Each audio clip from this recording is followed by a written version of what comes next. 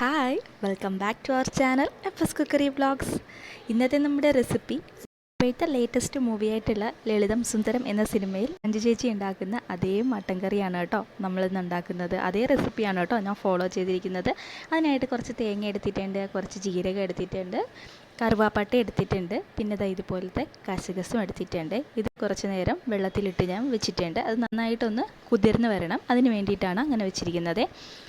ഒരു കുക്കർ എടുത്തിട്ടുണ്ട്, പിന്നെ കഴുകി ഡ്രെയിൻ ചെയ്ത് വെച്ചിരിക്കുന്ന മട്ടൻ എടുത്തിട്ടുണ്ട്. 1 കിലോ മട്ടനാണ് കേട്ടോ ഞാൻ എടുത്തിരിക്കുന്നത്. കുറച്ചധികം എല്ലൊക്കെയുള്ള പോർഷനാണ് എടുത്തിട്ടുള്ളത്. നെല്ലി എന്ന് പറയുന്ന ആ ഒരു പോർഷൻ എടുത്തിട്ടുണ്ട്, അതുപോലെ നെഞ്ചിൻ്റെ പോർഷനൊക്കെ എടുത്തിട്ടുണ്ട് കേട്ടോ.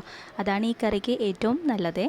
അപ്പോൾ അതെല്ലാം ഞാൻ ഈ കുക്കറിലോട്ട് ഇട്ട് കൊടുത്തിട്ടുണ്ട്. ഇനി ഈ ഒരു ഇറച്ചിക്ക് ആവശ്യത്തിനുള്ള ഉപ്പും മഞ്ഞൾപ്പൊടിയും മുളക് പൊടിയും മല്ലിപ്പൊടിയും ഇത്രയും പൊടികൾ ചേർത്തിട്ടാണ് കുക്കറിലിട്ട് ഞാനിത് വേവിച്ചെടുക്കാൻ പോകുന്നത്. ഈ പൊടികളെല്ലാം തന്നെ ജസ്റ്റ് ഒന്ന് റോസ്റ്റ് ചെയ്തിട്ട് വേണം ഇട്ട് കൊടുക്കാനായിട്ട്. അപ്പോൾ ഇത് നന്നായിട്ട് തിരുമിയിട്ടുണ്ട് കേട്ടോ. ഇത് നന്നായിട്ട് മസാല എല്ലാ ഭാഗത്തും എത്തുന്ന രീതിയിൽ നന്നായിട്ട് തിരുമിയിട്ടുണ്ട്. ഇനി ഇത് അടുപ്പിലോട്ട് വെച്ചിട്ട് വിസിലൊന്നും ഇല്ലാതെ തന്നെ ഹൈ ഫ്ലെയിമിലിട്ട് ഒരു 5 മിനിറ്റ് മൂടി വെച്ച് കൊടുക്കുക. അപ്പോഴേക്കും അതിലെ വെള്ളമൊക്കെ ഊറിയിട്ടുണ്ടാവും. അപ്പോൾ ഈ വെള്ളം നമുക്ക് തികയില്ലല്ലോ മട്ടൻ വെന്ത് വരാനായിട്ട്. അതുകൊണ്ട് കുറച്ച് അഡീഷണൽ ചൂടുവെള്ളവും കൂടെ ഞാൻ ഒഴിച്ചു കൊടുക്കുന്നുണ്ട്. അത്രയും ഒഴിച്ചിട്ട് മൂടി വെച്ച് വിസിലിട്ട് ഞാൻ 6 വിസിൽ കേൾപ്പിച്ചിട്ടുണ്ട്. ഹൈ ഫ്ലെയിമിൽ തന്നെ 6 വിസിലാണ് ഞാൻ കേൾപ്പിച്ചിട്ടുള്ളത്. അതൊക്കെ ഓരോരുത്തരെ കുക്കറിനെ ഡിപ്പെൻഡ് ചെയ്തിരിക്കും കേട്ടോ. അപ്പോൾ അതവിടെ ഇരുന്ന് വേകുന്ന ടൈം കൊണ്ട് ഞാൻ ഇതിൻ്റെ മസാല ഉണ്ടാക്കാനായിട്ട് തുടങ്ങുന്നുണ്ട്. അതിനായിട്ട് കുറച്ച് വെളിച്ചെണ്ണ ഒരു പാനിലേക്ക് ഒഴിച്ചു കൊടുത്തിട്ടുണ്ട്. അതിലേക്ക് കുറച്ച് ഗ്രാമ്പൂ ഇട്ട് കൊടുത്തിട്ടുണ്ട് കേട്ടോ. അതിലേക്ക് കുറച്ച് കറിവേപ്പിലയും കൂടി ഇട്ട് നന്നായിട്ടൊന്ന് മൂപ്പിച്ചെടുക്കുക. അതിലേക്ക് ആവശ്യത്തിനുള്ള സവാള ചേർത്ത് കൊടുക്കുക. 1 കിലോ മട്ടന് 2 സവാളയാണ് കണക്ക്. ഞാൻ മീഡിയം സൈസിലുള്ള 2 സവാളയാണ് എടുത്തിട്ടുള്ളത്. അതിൽ കുറച്ച് ഉപ്പും കൂടി ചേർത്തിട്ട് നന്നായിട്ടൊന്ന് ഇളക്കിയെടുക്കുക. ഇത് നന്നായിട്ടൊന്ന് വാടി വരണം കേട്ടോ ഈ ഒരു സവാള. അപ്പോൾ ഇത് നന്നായിട്ട് അതിൻ്റെ കളറൊക്കെ ഒന്ന് ചേഞ്ചായി വരുന്ന ആ ഒരു സ്റ്റേജിൽ നന്നായിട്ട് ഇഞ്ചി ചതച്ചതും പിന്നെ ഒരു 6 അല്ലി വെളുത്തുള്ളി നീളത്തിൽ കീറിയതുമാണ് ഇട്ട് കൊടുത്തിട്ടുള്ളത്. വെളുത്തുള്ളി ചതക്കേണ്ട കേട്ടോ. ആ സിനിമയിൽ ആ ഒരു ഇതുപോലെയാണ് കേട്ടോ ചെയ്തിട്ടുള്ളത്. അത് കണ്ടിട്ടാണ് ഞാൻ ചെയ്തിട്ടുള്ളത്. അപ്പോൾ അതിലേക്ക് കുറച്ച് മഞ്ഞൾപ്പൊടിയും കുറച്ച് മുളക് പൊടിയും കൂടെ ചേർത്ത് കൊടുക്കുക. ആ ഒരു ഉള്ളിക്ക് വേണ്ടിയിട്ടുള്ള മസാലയ്ക്ക് വേണ്ടിയിട്ടാണ്. പിന്നെ ഒരു പിഞ്ച് ഗരം മസാലയും കൂടെ ചേർത്ത് കൊടുക്കുക. അതിൻ്റെ ആവശ്യമില്ല, വേണമെങ്കിൽ മാത്രം ചേർത്ത് കൊടുത്താൽ മതി. ഗരം മസാല ഓപ്ഷണലാണ്, അതിൽ ചേർക്കുന്നൊന്നുമില്ല കേട്ടോ. എന്നിട്ട് നന്നായിട്ട് ഇതൊന്ന് മൂത്ത് വരുന്ന ആ ഒരു ടൈമിൽ നമ്മൾ വേവിച്ച് വെച്ചിരിക്കുന്ന മട്ടൻ ഇതിനകത്തോട്ട് ഇട്ട് കൊടുക്കുക.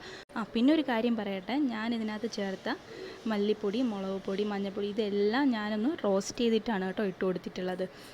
അതുകൊണ്ടാണ് ഞാൻ പെട്ടെന്ന് ഈ കറി ചെയ്തെടുക്കുന്നത്.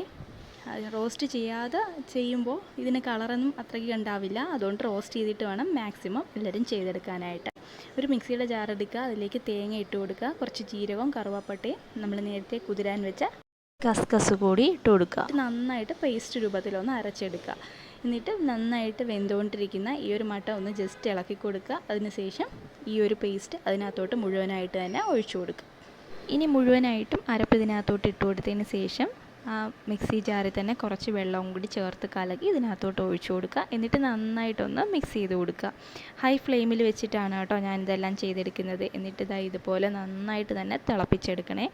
ഓരോ സ്റ്റേജ് കഴിയും തോറും ഈ കറിയുടെ കളറ് ചേഞ്ച് ആയിക്കൊണ്ടിരിക്കും കേട്ടോ. നല്ലൊരു കളറാണ് ഈ കറിക്ക്. ഈ ഒരു സ്റ്റേജിൽ ഉപ്പോ എരിവോ എന്തെങ്കിലും കുറവുണ്ടെന്നുണ്ടെങ്കിൽ ഇപ്പോൾ ഒന്ന് ചേർത്ത് കൊടുക്കണേ.